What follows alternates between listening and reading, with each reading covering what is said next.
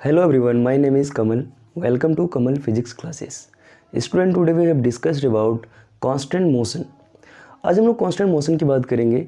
आपको जब आप कांस्टेंट मोशन के क्वेश्चन को सॉल्व करते हैं तो आपको ऐसा क्वेश्चन देखने को मिलता है। ऐसे क्वेश्चन में सबसे पहले हम लोगों को क्या करना पड़ता है, relation between tension and acceleration को एस्टेब्लिश करना होता है। हम लोगों को ये पता नहीं चलता कि टेंशन और एक्सेलरेशन में क्या रिलेशन होगा। तो आज हम लोग शॉर्ट ट्रिक के मेथड से समझेंगे कि टेंशन और एक्सेलरेशन में क्या रिलेशन होता है और हम लोग इसको कैसे एस्टेब्लिश करते हैं। तो सबसे पहले अगर आप ये मास को देखेंगे, ये ब्लॉक को देखेंगे, तो ये फर्स्ट ब्लॉक है, हम लोग इसी को फर्स्ट ब्लॉक ले लेते हैं और ये हमारा सेकंड ब्लॉक है। दोनों ब्लॉक में टेंशन अलग अलग है। अगर यहाँ देखें तो यहाँ सिंगल स्ट्रिंग है तो इसमें टेंशन टी है, जबकि यहाँ अगर आप देखें तो दो स्ट्रिंग ऊपर है तो जिसके कारण टी और टी, तो यहाँ 2t टेंशन जनरेट हुआ है। तो अगर टेंशन अलग अलग है तो आपको पता है कि टेंशन जब अलग होता है तो एक्सेलरेशन भी अलग हो जाता है। तो अगर हम टेंशन और एक्सेलरेशन में क्या करें, रिलेशन एस्टेब्लिश करना चाहें तो क्या होगा कि इनकी एक्सेलरेशन और इनके टेंशन को मल्टीप्लाई कर दीजिए। इनका एक्सेलरेशन कितना है a1 और इस पर टेंशन कितना लग रहा है 2t।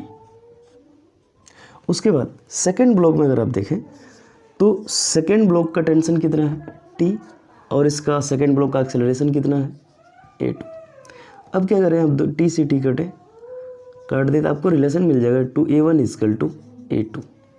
इसका सीधा मीनिंग ये हुआ कि जिनका टेंशन ज़्यादा होगा उनका एक्सेलरेशन कम होगा। जितना टाइम्स टेंशन बढ़ेगा उतना टाइम्स एक्सेलरेशन घट जाएगा। जैसे a2 यानी कि ये जो ब्लॉक है, सेकंड ब्लॉक का जो एक्सेलरेशन है 2 टाइम्स है फर्स्ट ब्लॉक का एक्सेलरेशन का। इसका मतलब है कि सेकंड ब्लॉक में टेंशन का है, आधा है, कम है, जिसके कारण सेकंड ब्लॉक का एक्सेलरेशन क्या हो जाएगा, 2 गुना।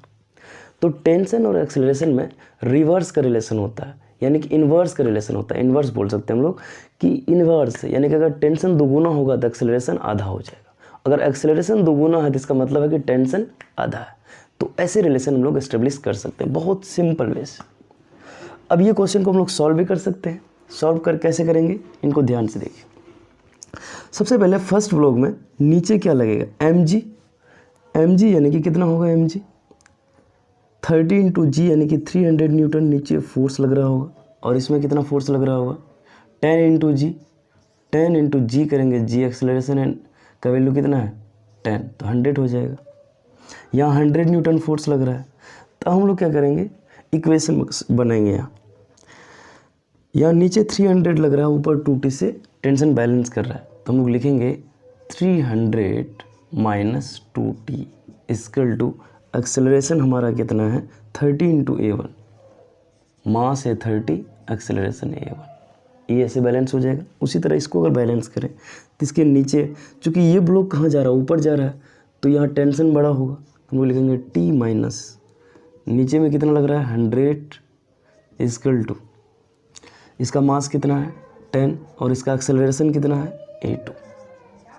ये एक्सेलरेशन है, चलिए ले लिए।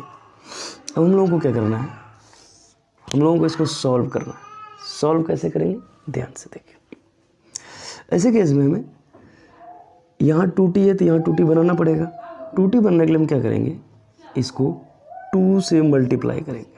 किससे मल्टीप्लाई करेंगे, इधर भी 2 से मल्टीप्लाई कर देंगे, इधर भी 2 से मल्टीप्लाई करेंगे। जैसे ही मल्टीप्लाई करेंगे देखिए क्या होगा, ये हमारा इक्वेशन फर्स्ट था, ये हमारा इक्वेशन सेकंड है। तो ऊपर वाला इक्वेशन जैसे है उसको रहने दीजिए 30a1, नीचे वाला में देखिए 2t माइनस कितना हो जाएगा 200 इक्वल टू 20a2 जाएगा। अब यहाँ देखिए तो 2t से 2t कटा, कितना 300 माइनस 200 करेंगे तो 100 आएगा। और यहाँ कितना आ जाएगा, यहाँ अगर आप देखें तो यहाँ हमारा कितना आ जाएगा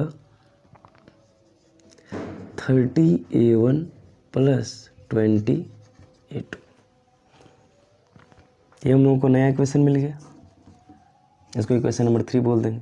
अब ध्यान से देखिए, जो हम लोग जो रिलेशन निकाल कर रखे थे a2 का वैल्यू कितना है 2a1 के बराबर, हम लोग यहाँ a2 का वैल्यू रख देंगे तो इससे हम लोगों को क्या मिलेगा, a1 का वैल्यू मिल जाएगा।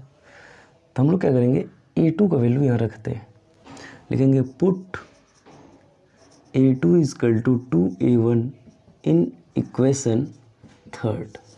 इक्वेशन थर्ड में a2 की जगह क्या रखेंगे हम लोग 2a1, तो रखें तो क्या होगा 100 equal to 30A1 plus 20A2, 100 equal to 30A1। अब यहाँ जो है हमारा कितना है 20, A2 का वैल्यू कितना है 2A1 के इक्वल है 2A1, तो हमारा हो जाएगा 100 इजकल टू 30A1 प्लस 22 जब 40A1। अब अगर देखें हम लोग तो 40 30 70A1, तो यहाँ से हम लोगों को कितना मिल चुका है 70 इधर मल्टीप्लाई में है, इधर आएगा तो डिवाइड हो जाएगा। तो A1 यानी कि फर्स्ट ब्लॉक का जो एक्सेलरेशन, फर्स्ट ब्लॉक हमारा ये है, A1 का वैल्यू हम लोगों को मिल चुका है 0 से 0 गया 10/7 मीटर पर second square acceleration of first block. लेकिन अगर यही हम सेकेंड ब्लॉक का एक्सेलरेशन निकालना चाहें तो बहुत ईजी है। अब हमें इतना सॉल्व नहीं करना है, क्यों? क्योंकि हमें रिलेशन पता है। क्या रिलेशन पता है?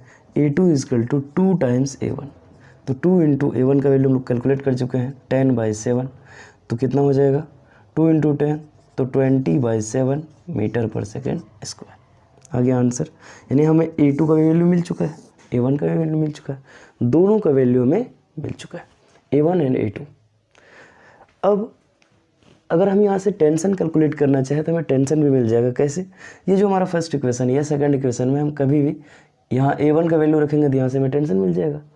तो टेंशन भी इसी तरह से कैलकुलेट कर सकते हैं, लेकिन ये कैलकुलेट करने के लिए आपको इनको ध्यान में रखना होगा, relation between acceleration and tension, तभी आप ये कैलकुलेट कर सकते हैं। तो आज यहीं तक, धन्यवाद।